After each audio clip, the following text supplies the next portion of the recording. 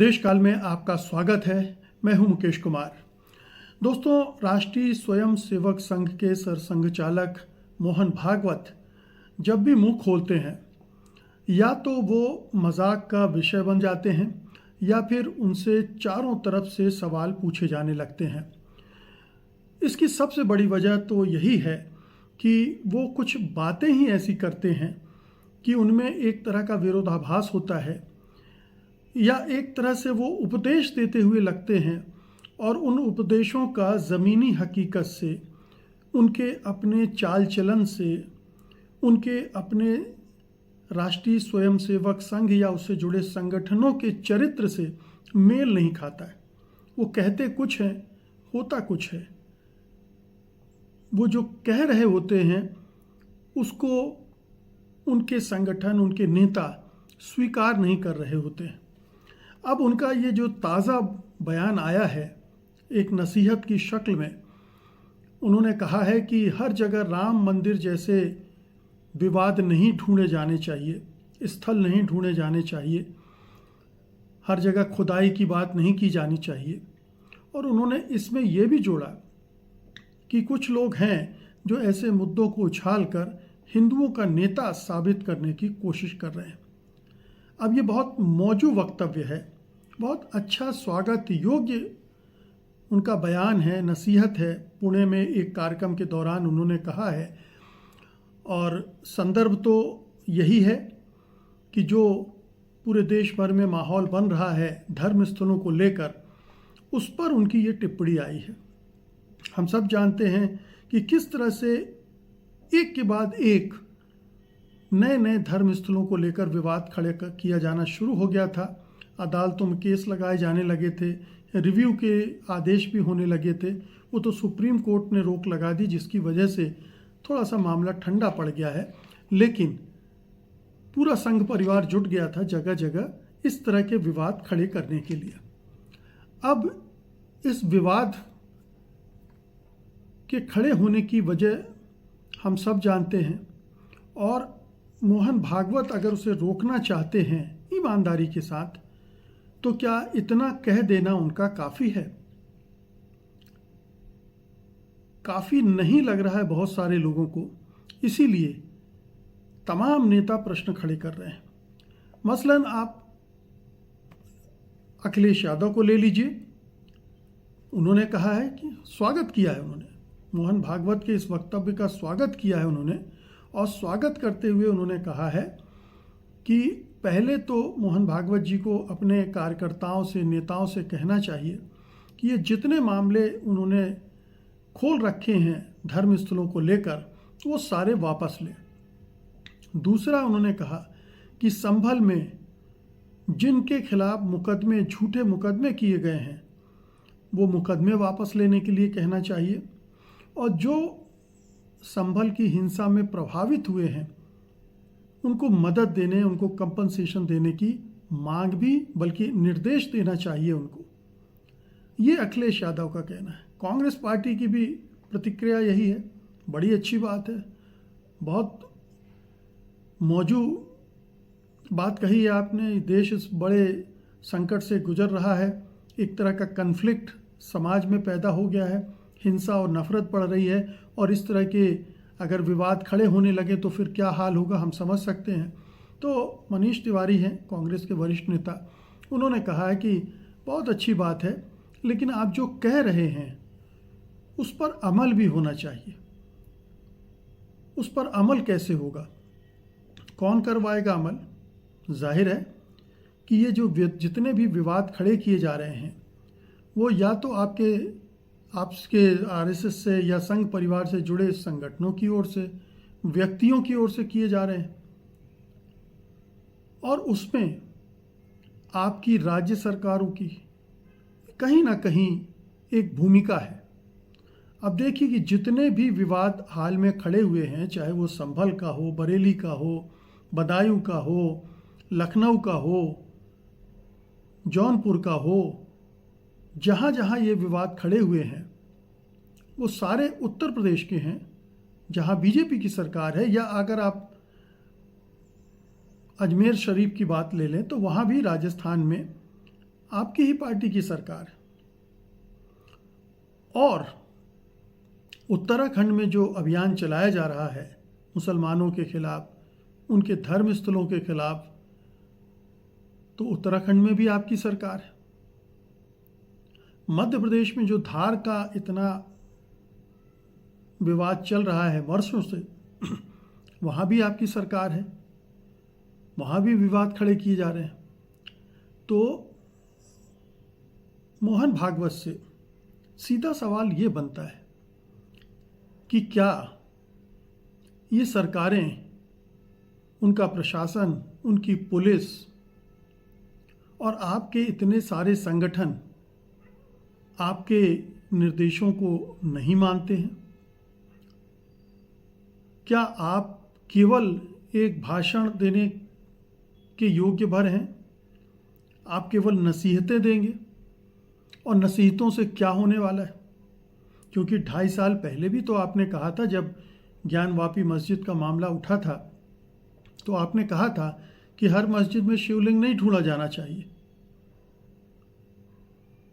लेकिन हुआ क्या? क्या आपकी बात किसी ने सुनी? क्या आपकी बात आपकी ही सरकारों द्वारा उस पर गंभीरता से ध्यान दिया गया? उसके हिसाब से काम करने की कोई रूपरेखा, कोई रणनीति बनाई गई? नहीं हुआ, बल्कि उल्टा हुआ है। तो कई लोग तो ये भी कहते हैं कि जो भागवत साहब कहते हैं तुरंत उसका उल्टा मान लिया जाना चाहिए, कि अब भागवत साहब कह रहे हैं कि ये करते रहो या करो। भागवत साहब ने तो कभी एक समय ये भी कह दिया था कि हिंदुस्तान में सबका डीएनए एक है, चाहे वो हिंदू हो चाहे मुसलमान हो। लेकिन क्या भागवत साहब के फॉलोअर्स ने, अनुयायियों ने, संघ परिवार के सदस्यों ने भागवत साहब की इस बात को समझा, माना और मुसलमानों के खिलाफ जहर उगलना बंद किया? अभी खबर आई है कि गुजरात में, माफ़ कीजिएगा, उत्तर प्रदेश में ही प्रवीण तोगड़िया ने बाकायदा कुछ हिंदुओं को इकट्ठा करके शपथ दिलवाई कि शपथ लीजिए कि हम किसी भी मुस्लिम से सब्जियां नहीं खरीदेंगे, फल फूल नहीं खरीदेंगे, ग्रोसरी नहीं खरीदेंगे, हम उनके रिपेयर नहीं करवाएंगे उनसे अपने फ्रिज, गाड़ियां वगैरह। यानी मुसलमानों के बहिष्कार, आर्थिक बहिष्कार की एक मुहिम प्रवीण तोगड़िया चला रहे हैं। विश्व हिंदू परिषद के नेता हैं, आरएसएस की एक संस्था है, आरएसएस से जुड़ी संस्था है, संघ परिवार की संस्था है। इस तरह के आह्वान गुजरात में पिछले 2 दशकों से किए जा रहे हैं। उत्तर प्रदेश में बहुत बार इस तरह के अपील की गई है। वो नरसिंहा नंद किस तरह की अपील कर रहा है? जीनोसाइड की, नरसंहार की। तो ये सारी चीज़ें क्या मोहन भागवत को दिखती नहीं है? नहीं। अगर दिखती होती तो मोहन भागवत सक्रिय रूप से इसमें हस्तक्षेप करते। या दिखती तो है, लेकिन उनकी मंशा नहीं है इनमें हस्तक्षेप करने की। वो रोकना नहीं चाहते, वो ये दिखाना चाहते हैं दुनिया को कि वो इसे नापसंद कर रहे हैं, लेकिन एजेंडा उनका वही है, हिंदू राष्ट्र का एजेंडा है। और हिंदू राष्ट्र बनाने के लिए ये ज़रूरी है कि एक धर्म विशेष को टारगेट करके नफरत फैलाई जाए, हिंसा पैदा की जाए, लोगों के दिमाग में अलगाव किया जाए। और इसीलिए आप देखिए कि मोहन भागवत योगी आदित्यनाथ को पूरी तरह सपोर्ट करते हैं, उनको पूरा बढ़ावा देते हैं। उनको इस तरह से प्रस्तुत किया जा रहा है मानो हिंदुत्व के अगले बड़े नेता योगी आदित्यनाथ होंगे नरेंद्र मोदी के बाद, वो कमान संभालेंगे, हिंदू हृदय सम्राट वो बनेंगे। और उनका जो बटेंगे तो कटेंगे वाले नारे को संघ परिवार ने तुरंत अडॉप्ट कर लिया था, तुरंत स्वीकार कर लिया था। तो कहीं मोहन भागवत दो मुंही बातें तो नहीं कर रहे हैं, जैसा कि अक्सर वो करते हैं। कहते कुछ हैं, करते कुछ हैं। प्रत्यक्ष में कुछ और होता दिखता है, लेकिन परोक्ष में कुछ और हो रहा होता है। ये बीजेपी, संघ, इन सब संगठनों के बारे में ये कहा जाता है कि इनके दिखाने के दांत अलग हैं और खाने के दांत अलग हैं। इनकी कथनी और करनी में ज़मीन आसमान का फ़र्क है। ये दिखाते ये हैं कि ये बंधुत्व, भाईचारे, प्रेम, इन सब पर विश्वास करते हैं, लेकिन इनके एजेंडे में ये सब नहीं है। ये एजेंडा दिखाने का हो सकता है, लेकिन जो असल में प्रैक्टिकल रूप में व्यवहारिक तौर पर हमें नज़र आता है, उसमें ठीक इसका उल्टा होते हुए दिखते हैं। आप देखिए कि किस तरह से उन लोगों को टारगेट गया है जो इस सांप्रदायिक विद्वेष फैलाने वाले अभियानों का विरोध करते हैं। कई लोगों की हत्याएं कर दी गई हैं।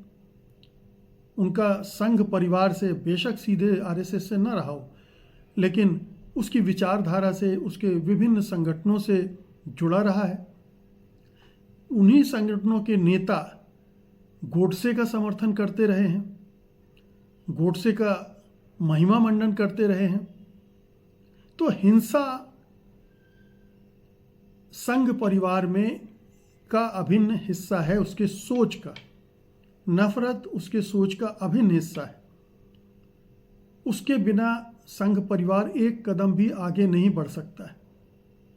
और इसीलिए ये जो मोहन भागवत कह रहे हैं, उसको कोई गंभीरता से नहीं ले रहा है।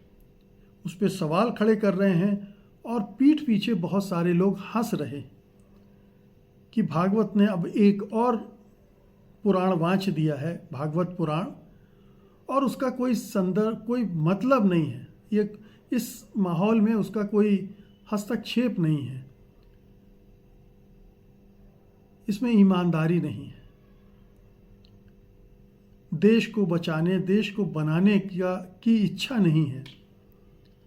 इसमें तोड़ फोड़ करने की एक परोक्ष इच्छा पीछे छिपी हुई है। उसके ऊपर ये मुलम्मा लगाया गया है कि इस तरह के विवाद न खड़े किए जाएं। अगर ऐसी मंशा न होती तो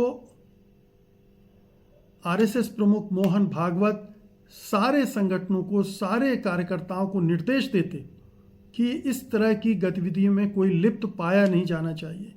अपनी सरकारों को निर्देश देते कि इस तरह के विवाद खड़े करने वालों के साथ सख्ती से निपटें और जो भी इस तरह के विवाद हैं उनको वापस लिया जाए।